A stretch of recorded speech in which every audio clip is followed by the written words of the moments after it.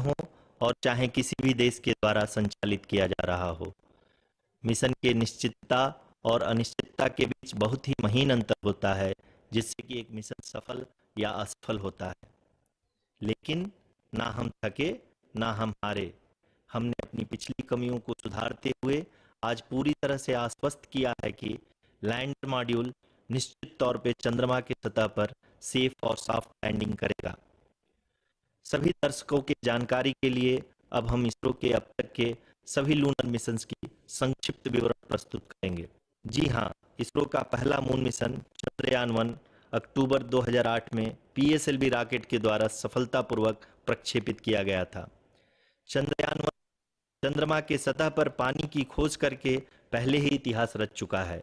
यही कारण है कि आजकल विश्व के तमाम अंतरिक्ष वैज्ञानिक और स्पेस एजेंसियां चंद्रमा को और करीब से जानने के लिए उत्सुक दिख रही हैं। अगर हम बात करें चंद्रयान 2 की, जो इसरो का दूसरा मून मिशन है, जुलाई 2019 में इसरो के सबसे ताकतवर रॉकेट LBM-3 द्वारा सफलतापूर्वक प्रक्षेपित किया गया था और आज भी लगभग 4 साल बाद यह चंद्रमा के 100 किलोमीटर के सर्कुलर ऑर्बिट में घूमते हुए बहुत ही उत्तम क्वालिटी का डेटा प्रदान कर रहा है। मिशन के प्रारंभ में इसकी आयु 1 साल निर्धारित की गई थी, परंतु LBM-3 द्वारा बहुत ही सटीक इंजेक्शन और मिशन मैनेजमेंट की वजह से चंद्रयान 2 काफ़ी लंबे समय तक कार्यरत रहेगा। अब तक चंद्रयान 2 चंद्रमा के लगभग सभी भागों का चित्र ले चुका है।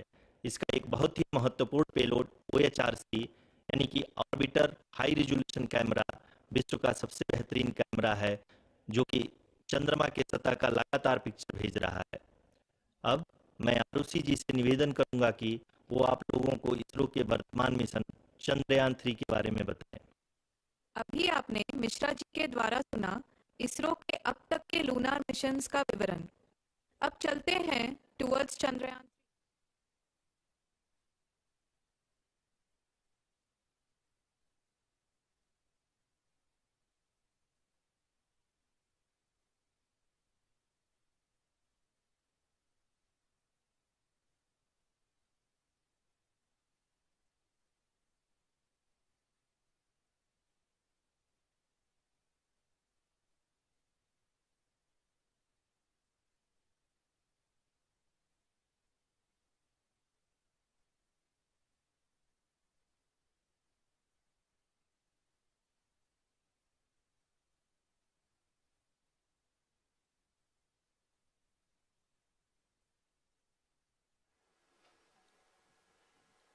नमस्कार।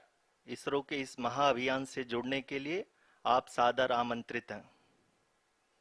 मैं पद्मदेव मिश्रा अपने को होस्ट श्रीमती आरुषि सेठ के साथ आप सभी को और देश विदेश से जुड़े सभी दर्शकों का हार्दिक अभिनंदन और स्वागत करता हूं। 23 अगस्त 2023 आज की शाम इसरो के वैज्ञानिकों और सभी अंतरिक्ष वैज्ञानिकों के साथ लैंडर मॉड्यूल को चंद्रमा के सतह पर उतरने के ऐतिहासिक पलों को देखने के लिए तैयार और उत्सुक हैं। जी हाँ, इसरो के गौरवपूर्ण इतिहास में एक और अध्याय जुड़ने जा रहा है और आज हम सब लोग इसके साक्षी बनेंगे। आप ये सारे विजुअल्स अपने स्क्रीन पर इसरो के मिशन ऑपरेशन कॉम्प्लेक्स यानी मॉक से देख रहे हैं, जो कि बेंगलुरु में स्थित telemetry tracking and command network ISTRAC से प्रसारित किया जा रहा है। ये विजुअल्स आपको पावर डिसेंट के काउंटडाउन और उस पथ को प्रदर्शित कर रहा है जिस पे चलकर लैंडर आज चंद्रमा के साउथ पोल पे सेफ और सॉफ्ट लैंडिंग करेगा। आपको ध्यान दिला दूं, इस समय हम लोग पावर डिसेंट शुरू होने से लगभग 22 मिनट दूर हैं। जो दर्शक थोड़ी देर से जुड़े हैं उनकी जानकारी के लिए बता दें, आप लोग इस ऐतिहासिक पल को इसरो के ऑफिशियल वेबसाइट, फेसबुक, ट्विटर और यूट्यूब पे भी देख सकते हैं। Honorable dignitaries, delegates, scientists, media personnel, and dear viewers, a very good evening to all of you. We at ISRO welcome you to the live coverage of India's prestigious Chandrayaan-3 mission's landing event on the lunar surface. These are the visuals from Mission Operation Complex at ISRO's Telemetry Tracking and Command Network, ISTRAC, situated in Namma Bengaluru, Karnataka. I, Arushi Seth, and my colleague, Dr. Padamdeo Mishra, are your hosts for the evening and shall accompany you on the journey of the landing event from powered descent start to touchdown. Today, we shall be witnessing the final phase of the critical and most technologically challenging mission operations of Chandrayaan 3, wherein the lander module will be making a safe and soft landing on the surface of the moon. These display screens show the countdown to the power descent start as well as the path that will be followed by the lander module. We are 18 minutes away from the commencement of power descent. India is at the brink of creating history as we all await with bated breath to witness the landing on Moon's south polar region.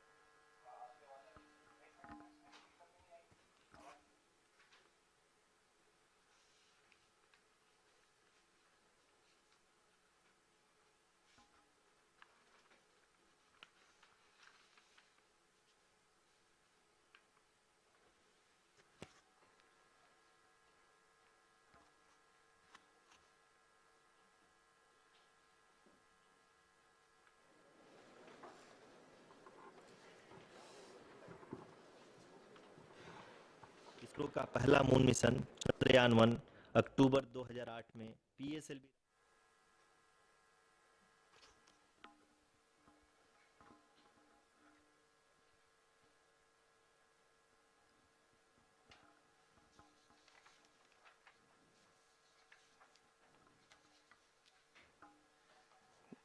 धन्यवाद Arushi.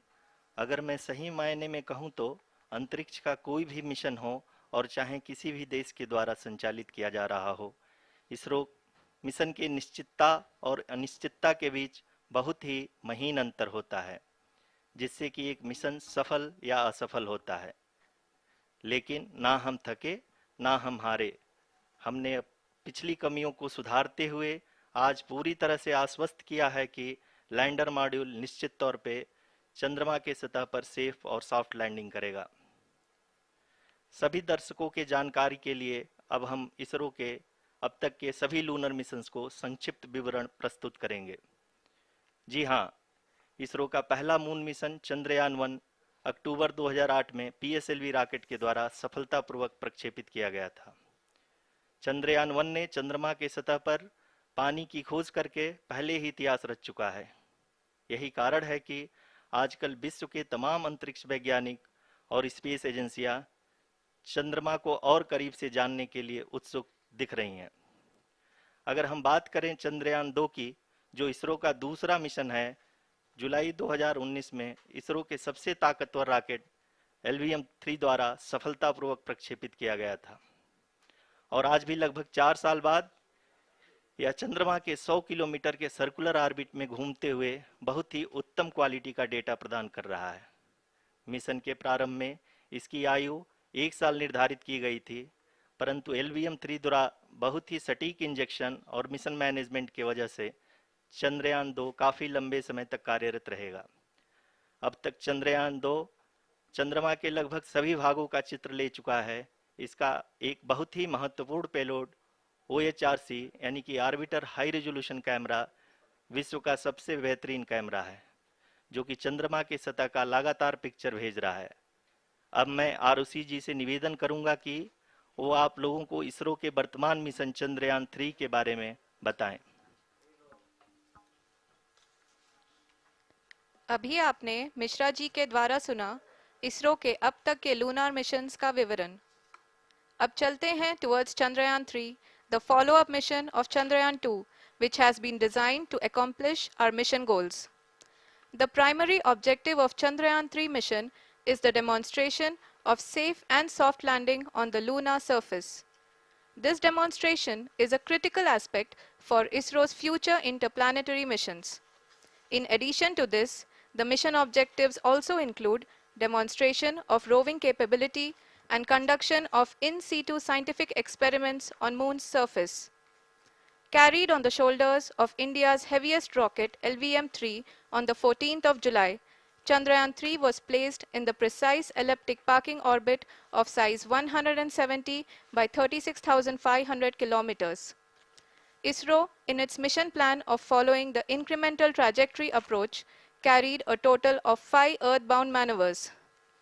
The fifth apogee raising maneuver, which took place on the 25th of July, placed the spacecraft in an orbit of 250 by 1,27,000 kilometers.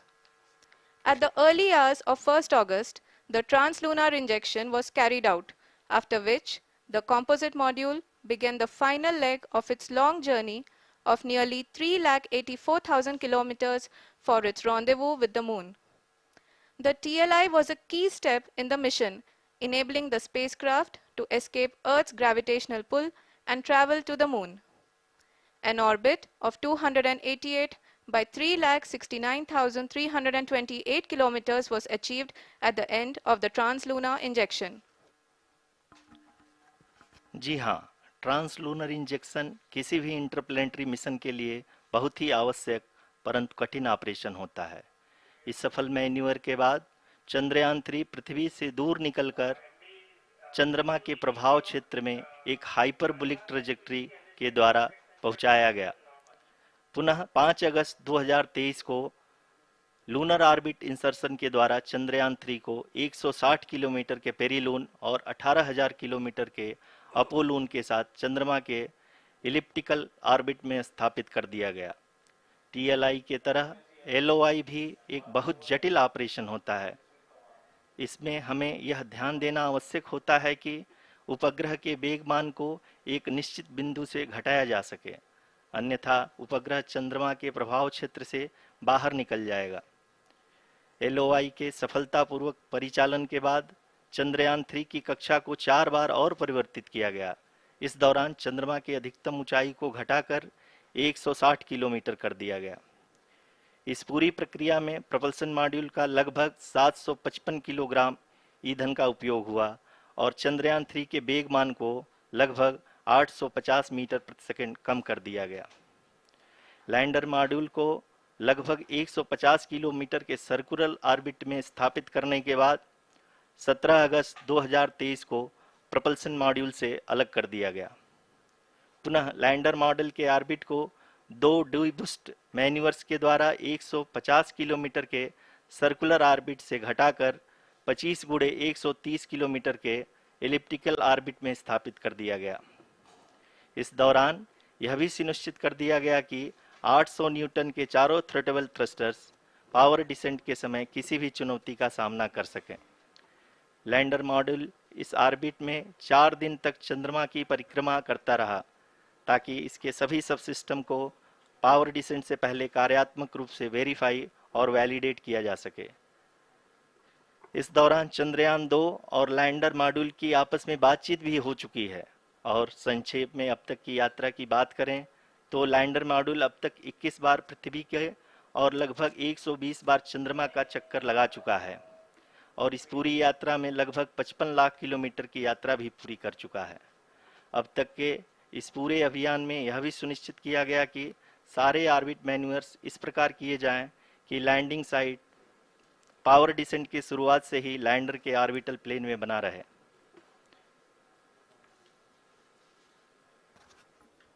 Make it further that is true indeed. We have arrived at the crucial juncture wherein the orbit plane contains the desired landing site at the start of powered descent. We are also happy to announce that live images from the Chandrayaan-3 lander imager camera is being received continuously.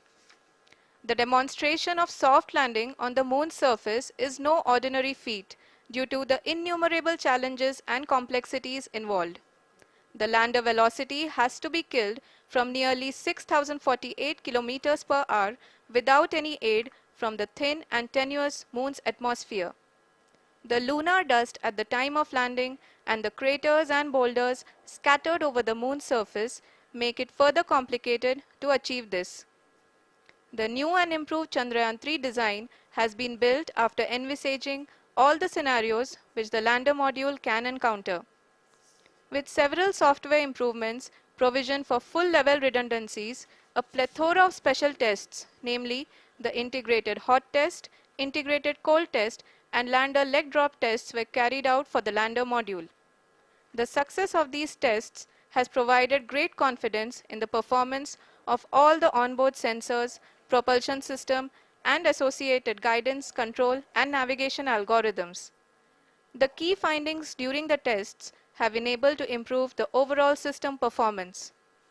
The largely unexplored south pole of the moon has been chosen as the intended landing site since there is a possibility of finding ice and other minerals which would be vital resources for future explorers. Apart from continuing investigations pioneered by Chandrayaan-1 and Chandrayaan-2, the Chandrayaan-3 mission will also provide invaluable data to the science community around the world. Let us give our viewers a glimpse on the configuration of Chandrayaan-3 mission.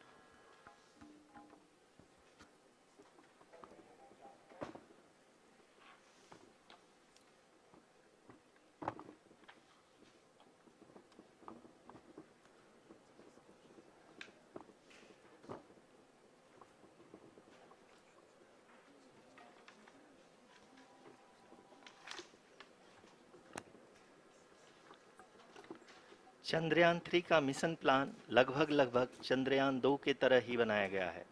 यहाँ यह भी सुनिश्चित किया गया है कि चंद्रयान 3 को rocket से अलग होने से लेकर के चंद्रमा के निकटतम कक्षा में स्थापित होने तक सारी गतिविधियां चंद्रयान 2 के तरह ही हों। और अब हम यह कह सकते हैं कि यह प्लान पूरी तरह से 100% सफल रहा।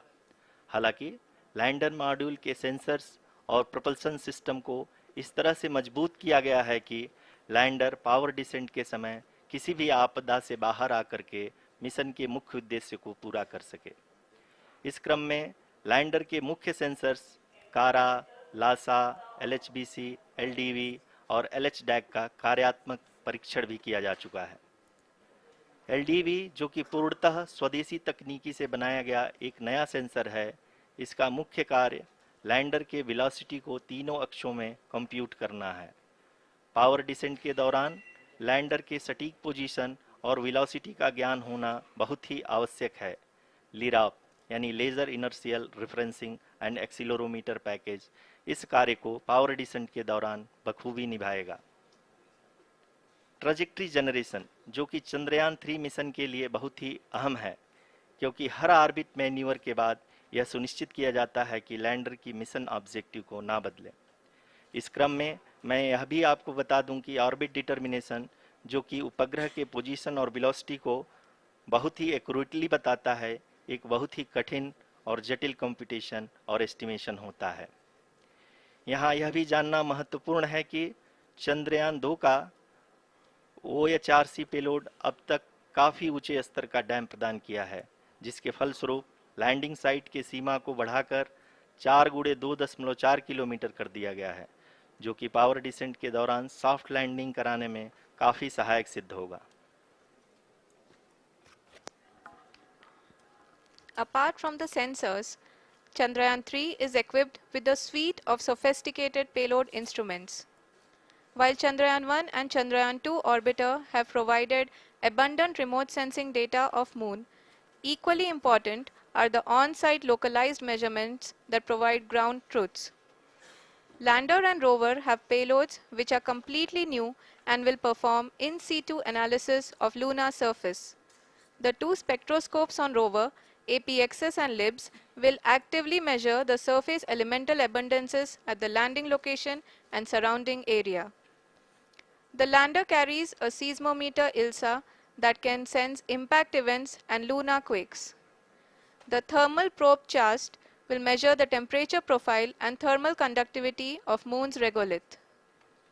The Rambha payload will carry out lunar ionosphere studies, while the laser retroreflector array shall be a passive location indicator for future spacecraft equipped with laser altimeter.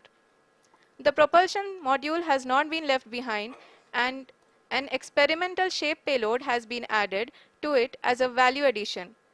It will help in understanding the nature and characteristics of water-rich planets and will also aid in the future study of potentially habitable exoplanets. We are minutes away from the start of powered descent. The entire powered descent shall be carried out by the onboard autonomous landing sequencer or ALS, which is a series of instructions preloaded to the lander module. These instructions include the commands to be executed, data to be collected and analyzed, and decisions to be made and executed autonomously throughout the powered descent.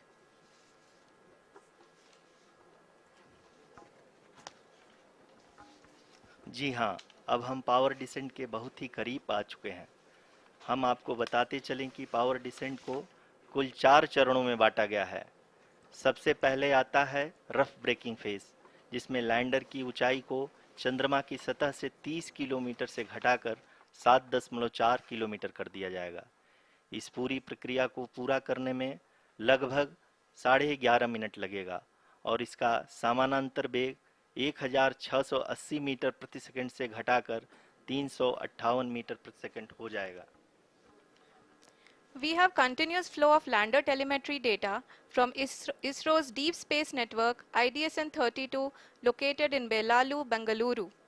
The data is being acquired real-time by station and is flown to the Mission Operation Complex through our communication links. In addition to it, we also have support from ESA and JPL DSN stations. There will be no ground intervention once the ALS takes charge. The preparation for today's event had started 48 hours before, wherein various pre-selections and uplinking of parameters for the autonomous landing sequence were carried out. The whole descent is divided into 4 phases: the rough braking phase, the attitude hold phase, fine braking phase, and the local navigation phase or the terminal descent phase.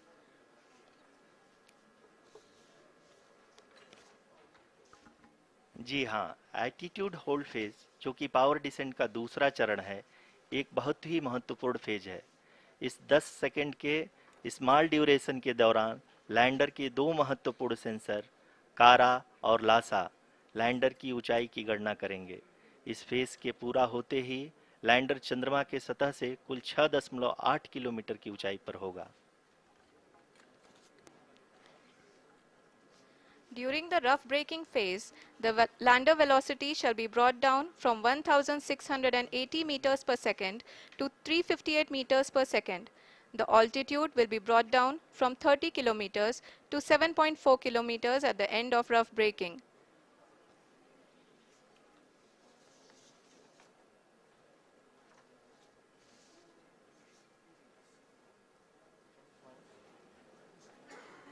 Currently, we can see the scientists are analyzing the lander data.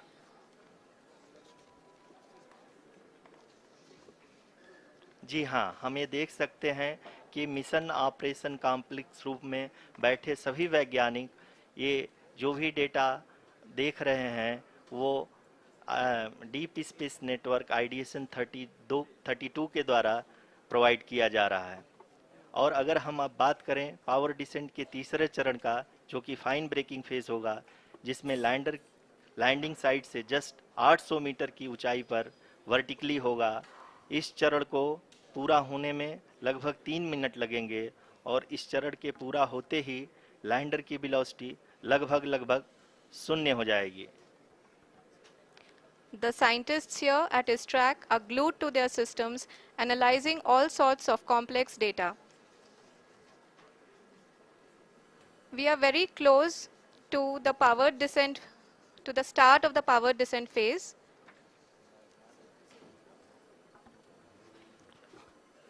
जी हाँ, अगर हम अब बात करें power descent के चौथे और अंतिम चरण का, जो कि लोकल नेविगेशन फेज या टर्मिनल डिसेंट फेज भी कहा जाता है, इस दौरान लैंडर के 2 इंजन बंद कर दिए जाएंगे और लैंडर के सेंसरों द्वारा इसके हाइट और वेलोसिटी की गणना इनर्शियल नेविगेशन को भेज दिया जाएगा। इस दौरान लैंडर 150 मीटर की ऊंचाई को प्राप्त करने के बाद कुल 131 सेकंड लगाएगा। इस पड़ाव पे आने के बाद पुनः लैंडर 22 सेकंड के लिए हॉवरिंग करेगा।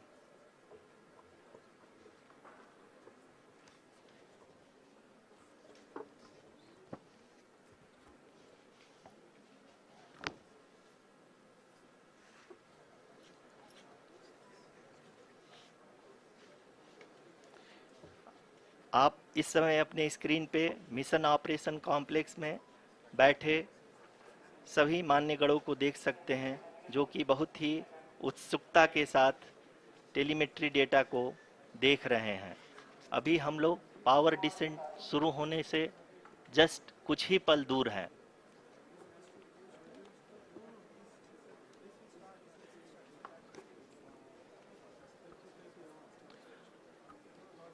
पावर डिसेंट शुरू होने में लगभग 30 सेकंड ही बचा है और हमको ये सारे data mission operation complex room में आईडीएसएन 32 के द्वारा, जो कि लगातार लैंडर के कनेक्शन में बना हुआ है, प्रदान कर रहा है।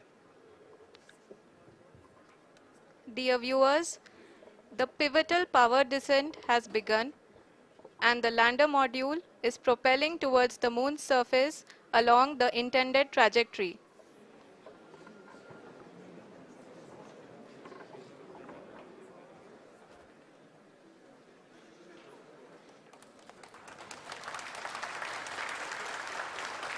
जी हाँ, अब देख सकते हैं रफ ब्रेकिंग फेज की शुरुआत हो चुकी है।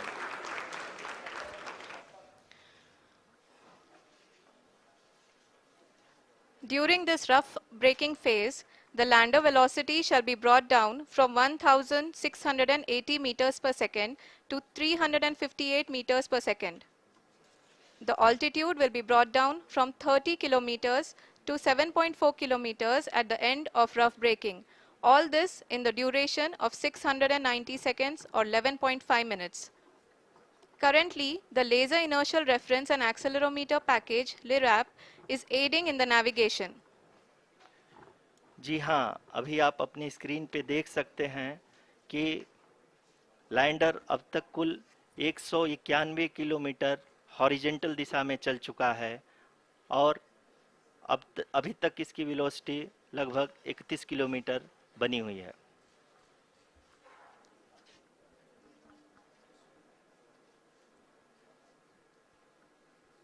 The lander module has traveled a distance of approximately 228 kilometers.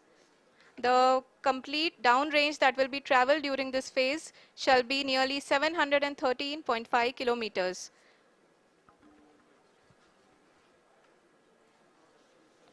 जी हाँ, कुल 745 किलोमीटर के इस रफ ब्रेकिंग फेज में आप देख सकते हैं कि हम लोग लगभग अपनी यात्रा 20% कंप्लीट कर चुके हैं।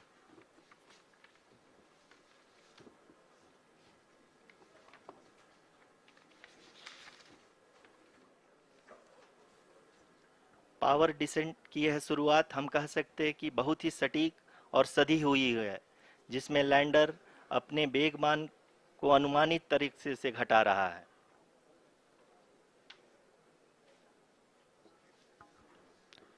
The altitude of the lander module will reduce from 7.4 kilometers to 6.8 kilometers.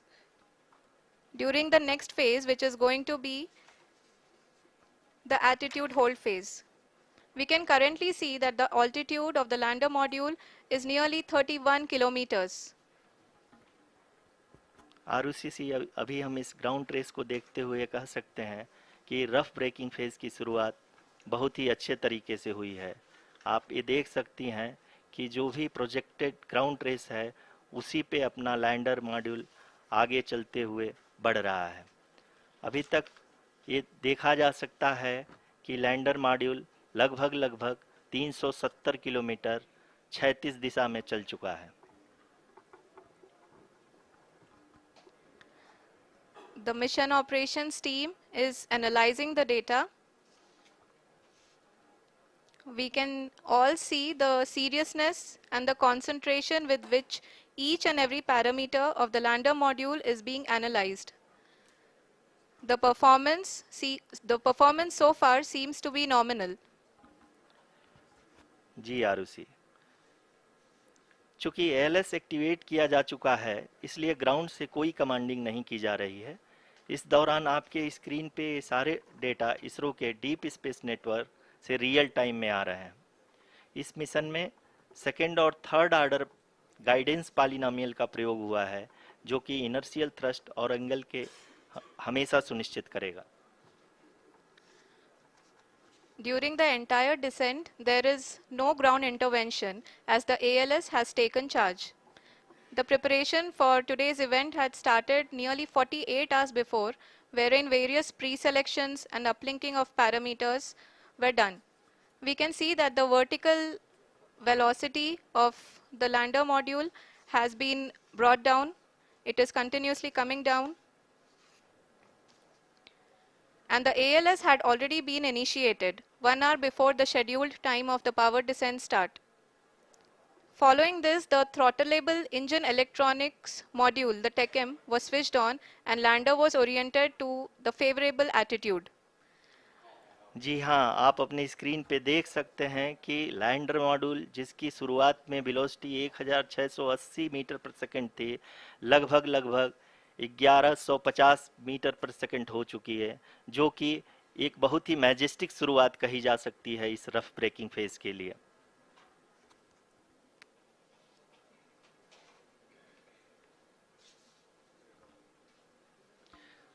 यहाँ पे मैं आपको ये भी बताते चलूँ कि आप अपने स्क्रीन पे देख सकते हैं कि द लैंडर मॉड्यूल का आल्टीट्यूड धीरे धीरे अब कम होता हुआ दिख रहा है, और जो कि एक्सपेक्टेड भी है। अभी हम बात करें करंट आल्टीट्यूड की, तो जो कि 28.6 किलोमीटर के आसपास है। आप स्क्रीन पर ये भी देख सकते हैं Chandrayaan 3 lander imager display. The lander imager is continuously taking photographs of the moon surface, and that is also being streamed here. Currently, the horizontal velocity has been brought down and the distance traveled is 574 kilometers. The current altitude is 27 kilometers as can be seen on the screen. जी हाँ, करीब करीब अपने आधे सफ़र को पूरा करते हुए इस रफ ब्रेकिंग फेज में लैंडर बहुत ही आगे की तरफ बढ़ते हुए अपनी ऊंचाई को घटा रहा है। अगर अब बात करें तो लैंडर की ऊंचाई चंद्रमा के सतह से लगभग 27 किलोमीटर से नीचे हो चुकी है, करीब करीब 26.7 किलोमीटर के आसपास है। The next phase after the rough braking phase is the attitude hold phase, which will be for a duration of nearly 10 seconds. The lander will be oriented such that both the altimeters will be looking exactly towards the moon's surface. At the end of this attitude hold phase, height measurement update to navigation system will be given from the laser and car band altimeters. Currently, we are in the middle of the rough braking phase. जी हाँ, अगर हम ध्यान से देखें तो लगभग 8 minute की यात्रा के बाद लैंडर अपनी हॉरिजेंटल वेलोसिटी को लगातार कम करते हुए अपनी ऊंचाई, अभी की ऊंचाई के समय 24 किलोमीटर की ऊंचाई प्राप्त कर चुका है।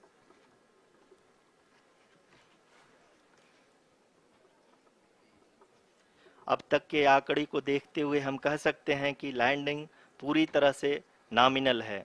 यहाँ पर हम देख सकते हैं कि हॉरिजेंटल वेलोसिटी लगातार कम होती हुई दिख रही है।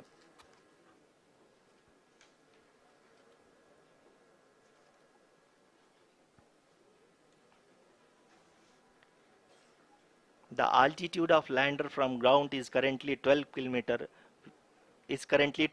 kilometer, which is again going to be coming down, and that is expected. For the viewers who have joined now, we are in the power descent phase, and we are in the rough braking phase, which is the first phase of the power descent.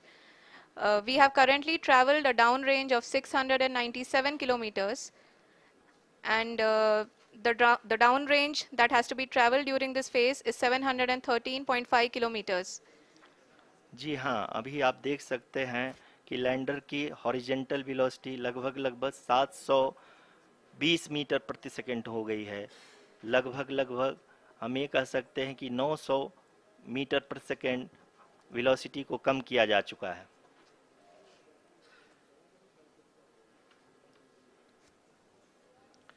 At the same time, we can see the altitude of the lander is just 17.8 kilometer from the moon surface, which is going to be around 7.4 at the end of the rough braking phase.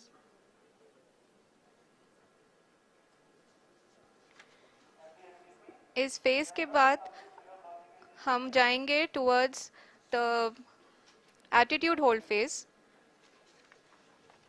where we will be expecting sensor update from the laser and car band altimeters.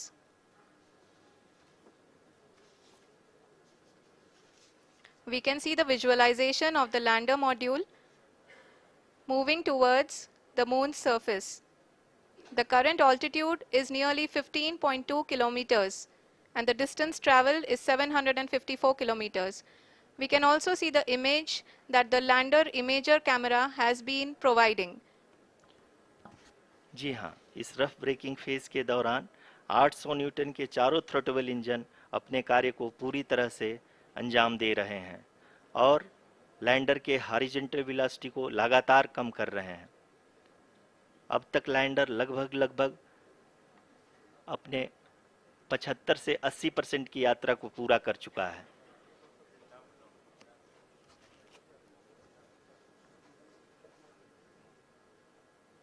After the rough braking and the attitude hold phase, we shall be having the fine braking phase, which will continue for nearly 3 minutes. The whole phase is being driven by the autonomous landing sequencer and there is no intervention from ground. जी हाँ आरुषि, अभी आप अपनी screen पे देख सकती हैं कि जो करंट आल्टीट्यूड है चंद्रमा के सतह से लगभग 10 किलोमीटर के आसपास है। जी हाँ, हम अपने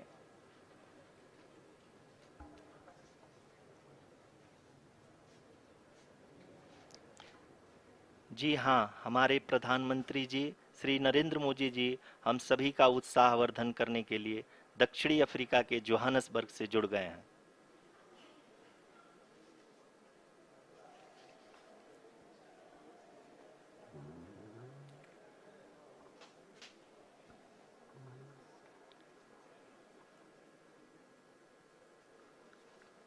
Yes, we are privileged to have with us Honorable Prime Minister of India, Shri Narendra Modi ji, who has joined us from South Africa's Johannesburg to encourage us.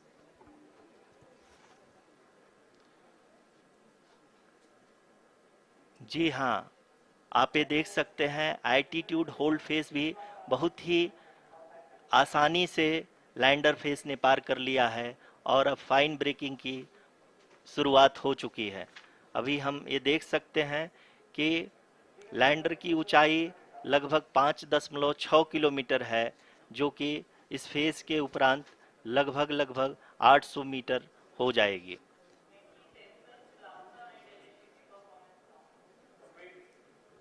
We can hear from the mission operations team that the sensors are performing nominally, and we are currently in the midst of the fine braking phase, which is going to continue for 3 minutes, and the altitude is going to be reduced to nearly 800 meters at the end of this phase. जी हाँ, जैसा कि आरुषि जी ने बताया कि लगभग 3 minute के उपरांत lander की हाइट लगभग 800 मीटर वर्टिकली होगी और यहाँ पे लैंडर की horizontal velocity, vertical velocity, even down range भी लगभग शून्य होगा। We can see the visual of the lander module, and we can see that the downrange traveled is nearly 831 kilometers.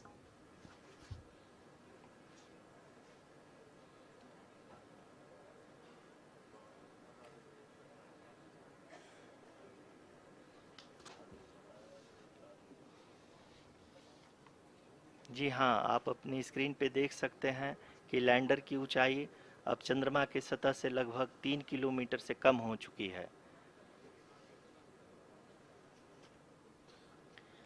We are very close to the moon's surface, nearly 2.6 kilometers as we can see.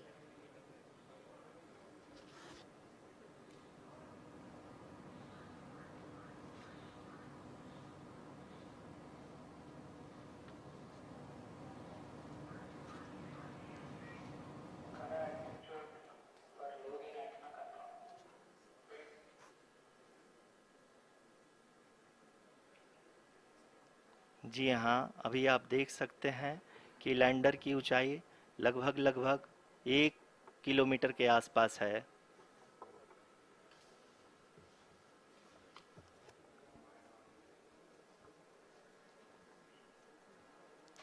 We are nearing the final phase of the power descent,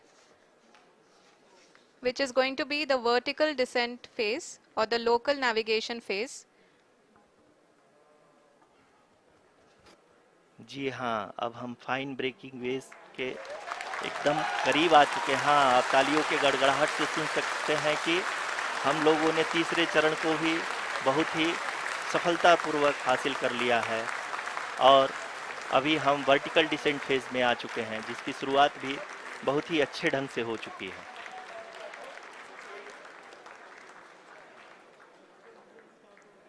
Lot of applause indicates that till now the performance has been nominal.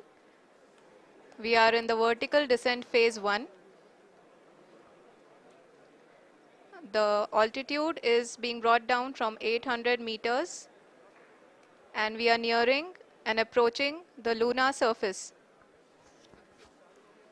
जी, आप अपने screen पे देख सकते हैं कि lander का height लगातार कम होता जा रहा है। इस समय हम लैंडिंग साइट के जस्ट ऊपर हैं और इस समय इसकी ऊंचाई लगभग लगभग 600 मीटर के आसपास है। इस फेज के दौरान लगभग 150 मीटर के ऊंचाई पे पहुंचने के बाद लैंडर अगेन लगभग 20 से 22 सेकंड के लिए हॉवरिंग करेगा। We are above the landing site. The horizontal as well as the vertical velocity is now being constantly reduced. And the lander module has begun its descent towards the landing site.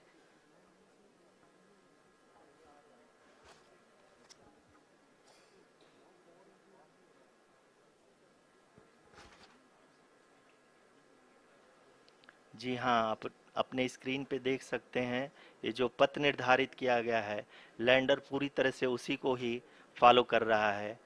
इस समय हम लगभग 200 metre की height से भी कम आ चुके हैं।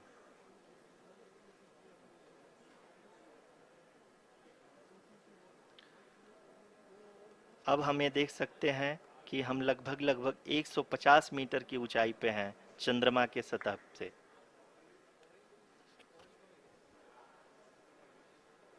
We are approaching the vertical descent phase 2, which will have the lander module hovering at nearly 150 meters above ji the हाँ, lunar surface.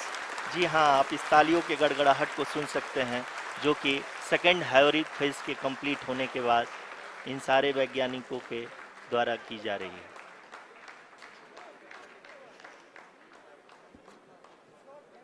जी हाँ, आप अगर फिर से ध्यान से देखें तो एल्टीट्यूड पुनः कम होता जा रहा है।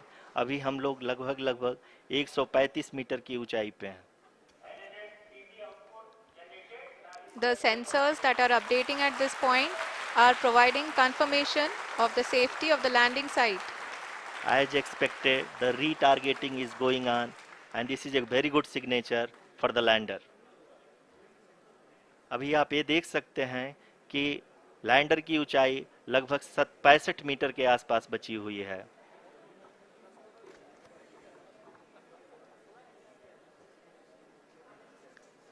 Currently, only 2 engines are now being fired, and we are nearly at zero velocity, vertical and horizontal. We were hovering, and now we are approaching the moon's surface. धीरे धीरे लैंडर की वेगमान को कम किया जा रहा है और हम अब लगभग 50 मीटर से भी कम आ चुके हैं।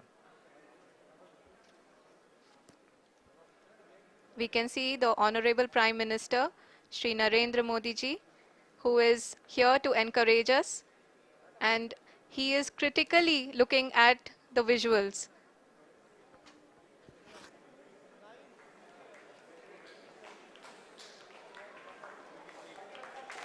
जी हाँ, आप अपनी स्क्रीन पे देख सकते हैं कि हम lander module people are applauding. Let lander us all module wait to hear from the Secretary Department of Space and Chairman ISRO, Shri S. Somnath. Lander module पूरी तरह से सेफली और सॉफ्टली चंद्रमा के सतह पे लैंड हो चुका है। ये हम लोगों के लिए बहुत ही गर्व की बात है। हिंदी में एक कहावत है कि चंदा मामा दूर के, लेकिन अब हम ये कह सकते हैं कि चंदा मामा अपने घर के। बहुत ही उम्दा. The hard work of the entire ISRO community has come to fruition.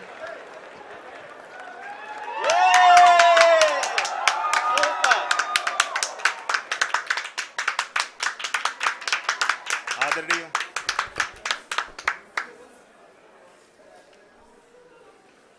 आदरणीय प्रधानमंत्री जी, नमस्कार sir. We have achieved soft landing on the moon. India is on the moon. Sir, I request our Honorable Prime Minister to address us and bless us. Thank you, sir.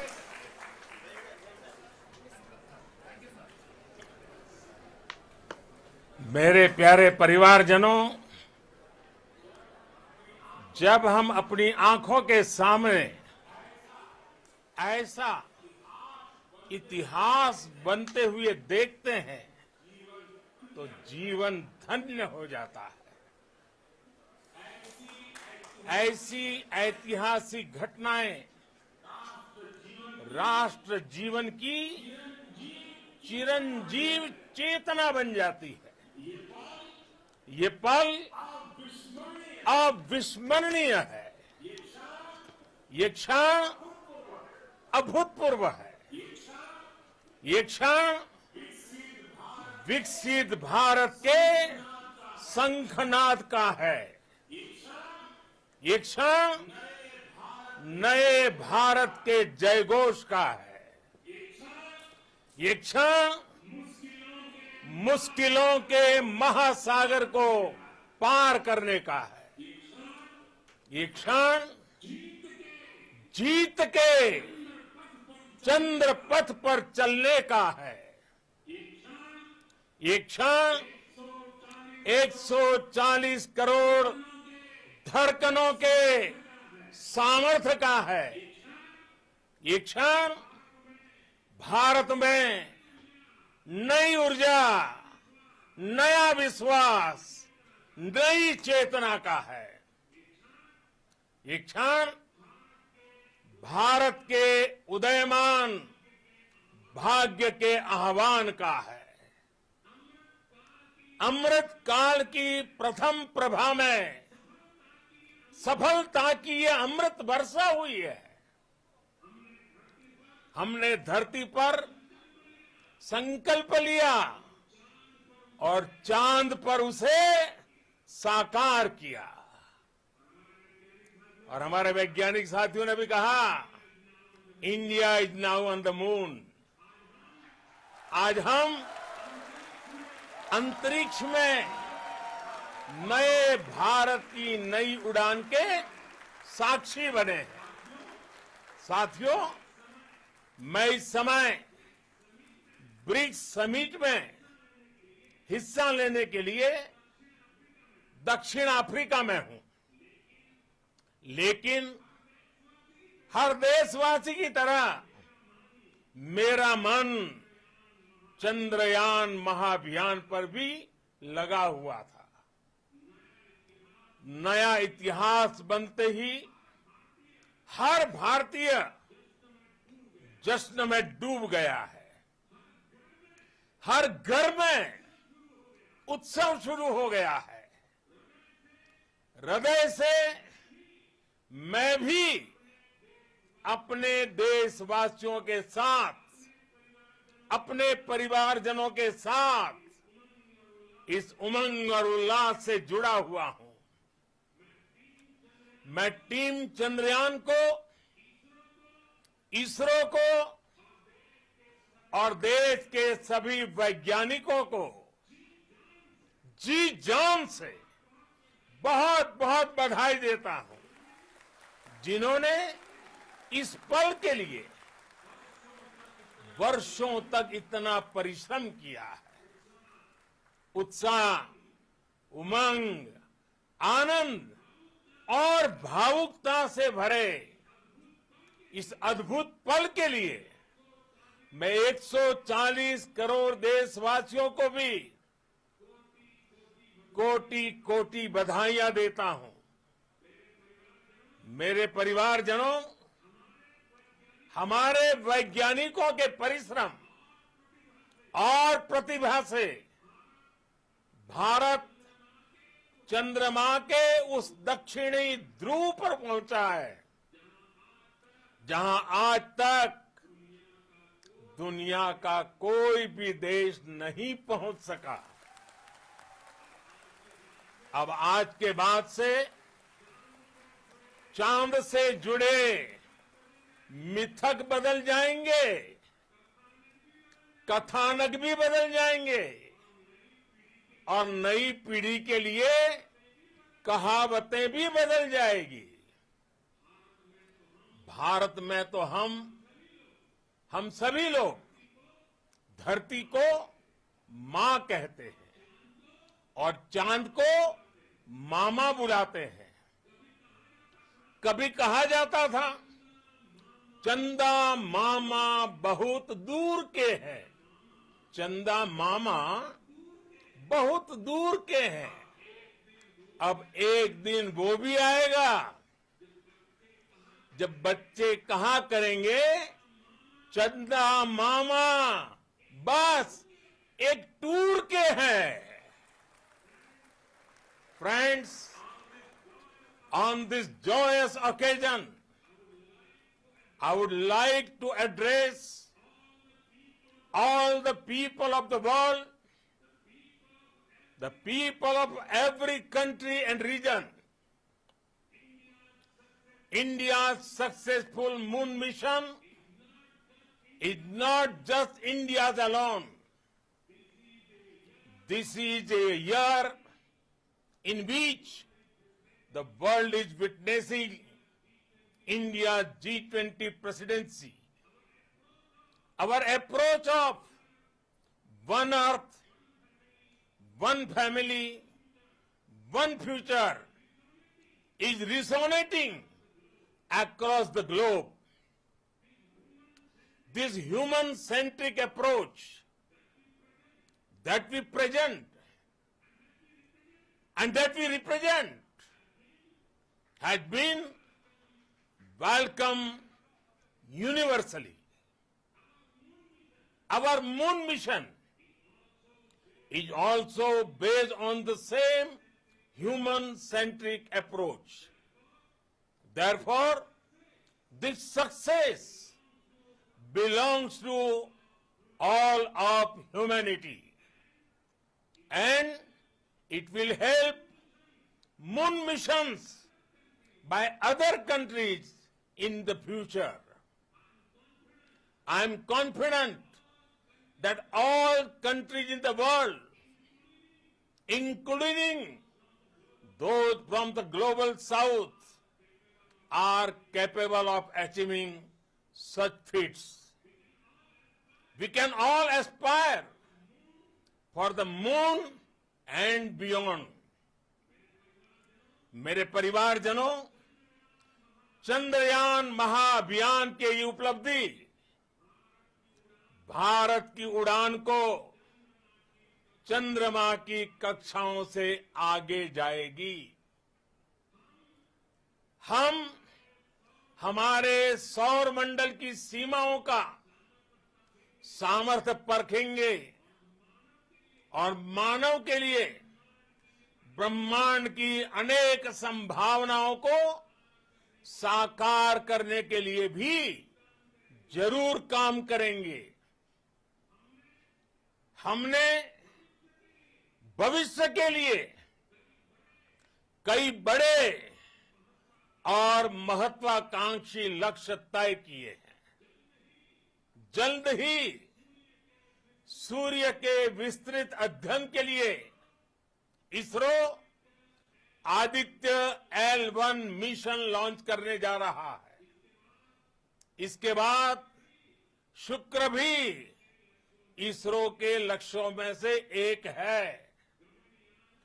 Gaganyaan के जरिए देश अपने पहले human space flight mission के लिए भी पूरी तैयारी के साथ जुटा है। भारत बार बार ये साबित कर रहा है कि sky is not the limit. साथियों, साइंस और टेक्नोलॉजी देश के उज्जवल भविष्य का आधार है। इसलिए आज के इस दिन को देश हमेशा हमेशा के लिए याद रखेगा। यह दिन हम सभी को एक उज्जवल भविष्य की ओर बढ़ने के लिए प्रेरित करेगा। ये दिन हमें अपने संकल्पों की सिद्धि का रास्ता दिखाएगा। ये दिन इस बात का प्रतीक है कि हार से सबक लेकर जीत कैसे हासिल की जाती है। एक बार फिर देश के सभी वैज्ञानिकों को बहुत बहुत बधाई और भविष्य के मिशन के लिए ढेरों शुभकामनाएं। बहुत बहुत धन्यवाद।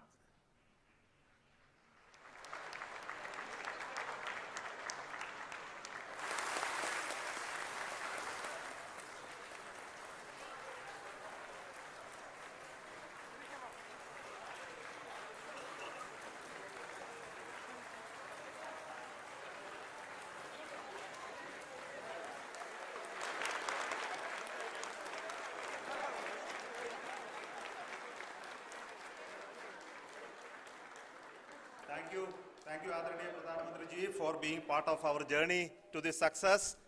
And let me take this opportunity to thank the people behind this mission. The project director of Chandrayaan-3, he is here. Veera Muthuvel, congratulations to you. The associate project director, Kalpana, and the mission operations director, Srikanth.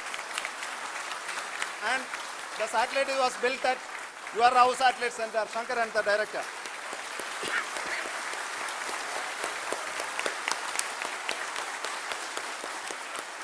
Thank you, sir. Hello.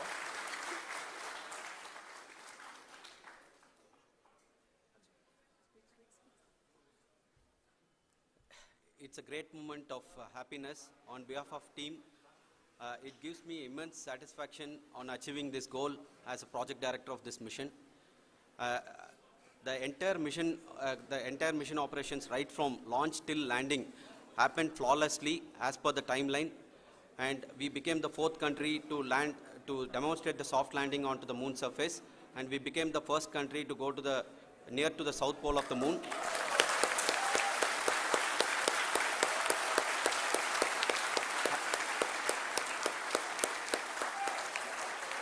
I take this opportunity to thank navigation, guidance and control team, propulsion team, sensors team and all the mainframe subsystems team who have brought success to this mission.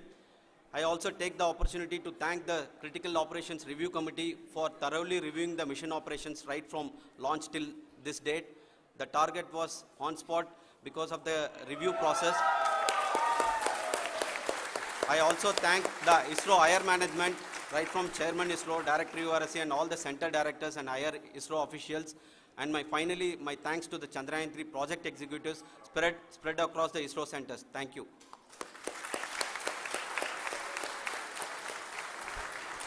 Mission Director Srikanth. It gives me an immense pleasure to be part of Chandrayaan-3 and acting as Mission Director.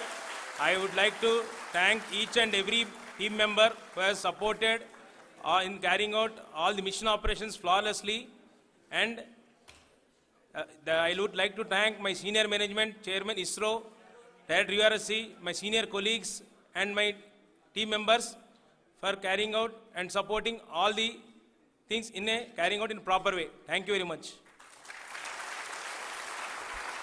Associate Project Director Kalpana.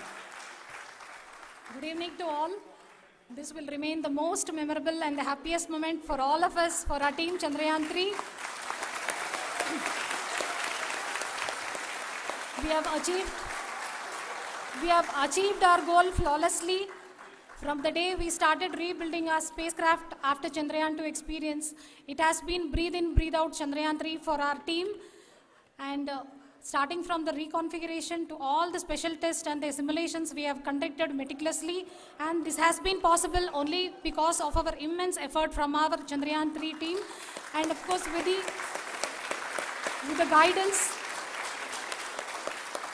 the guidance from our chairman ISRO, our directors and all our experts. With all this, it has been possible. Thank you one and all. Thank you for all the minutest help which has been provided from all the areas of departments. Thank you. Thank you.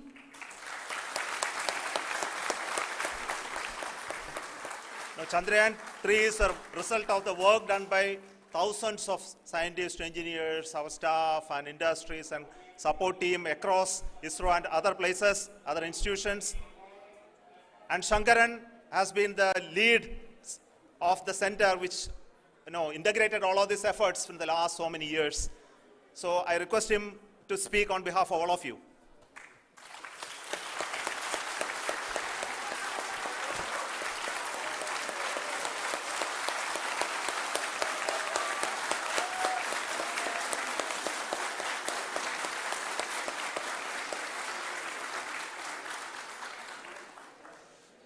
Thank you very much for the affection that has been displayed today now. Today, we have achieved what we set out to achieve in 2019. It was delayed by about 4 years, but we have done it. When Chandrayaan 3 was launched, after the separation of the spacecraft from launch vehicle, I said, I will speak the rest of the things after the soft landing. So here I will take a couple of minutes to tell the tremendous amount of effort that has been put in by the entire project team. When I say project team, it is not just only the project director and associate project director. Of course, they are the face of the project. They have been living, sleeping, eating, breathing Chandrayaan for the last 4 years. They have been supported by such a large number of people, particularly in the navigation, guidance and control area, propulsion system. This area, the amount of effort that has been put by people, the number of simulations that have been done, the number of reviews they have gone through, the amount of criticism they faced and overcome that. It is, as a person who has been watching this for the last 4 years along with them, my heart goes out for them. The amount of effort is tremendous. That is what ISRO is all about. That is what our organization has taught us to do. Now today, this success has put us even more higher responsibility, as the Honorable Prime Minister was telling, because we have set the bar now so high. Nothing less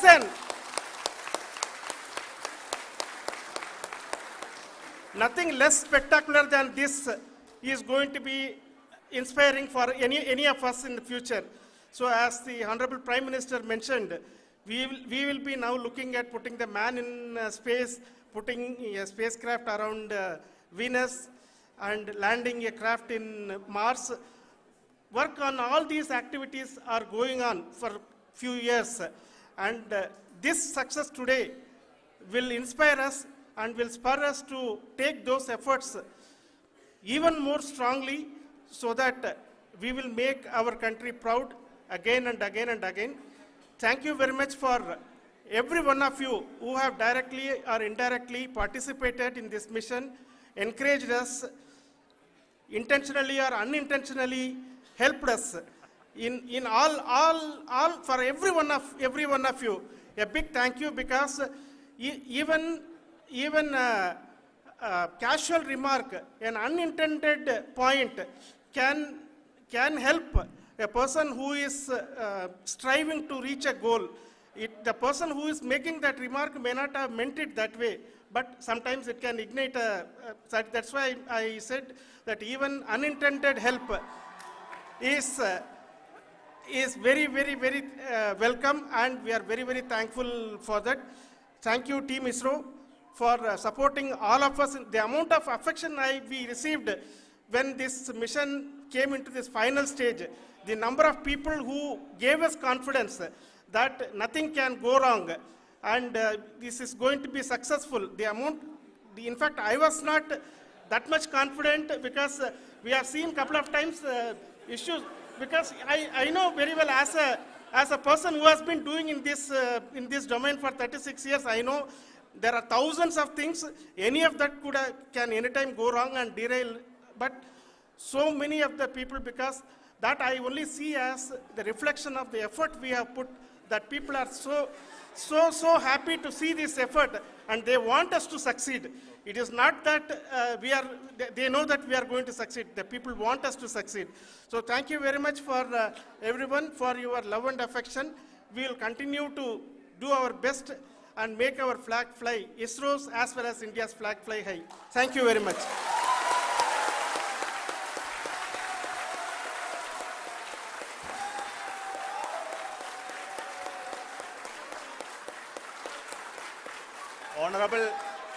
Honorable Prime Minister called me and conveyed his greetings to each one of you and your family for the wonderful work you did in ISRO. So thanks are to him for the support that he is giving to us for missions like Chandrayaan 3 and the missions that are in the offing. I think that's a great word of comfort that we are receiving for pursuing the inspirational work that we are doing for the nation. I want to tell you, and I want to thank you also for each and everyone who prayed with us in the last many days, who wanted this success to happen in ISRO. I thank all those people all around the country and maybe beyond the country for their blessings and wishes and affection that he has given to each one of us for doing this work for the last so many years. I want to specifically thank some senior people who have been standing with us, especially the name of Kiran Kumar sir and Mr. Kamalakar, Sri Koteshwar Rao. They have been helping so much. They were part of the team to help them to get the confidence and get the reviews done to ensure that nothing goes with any mistakes.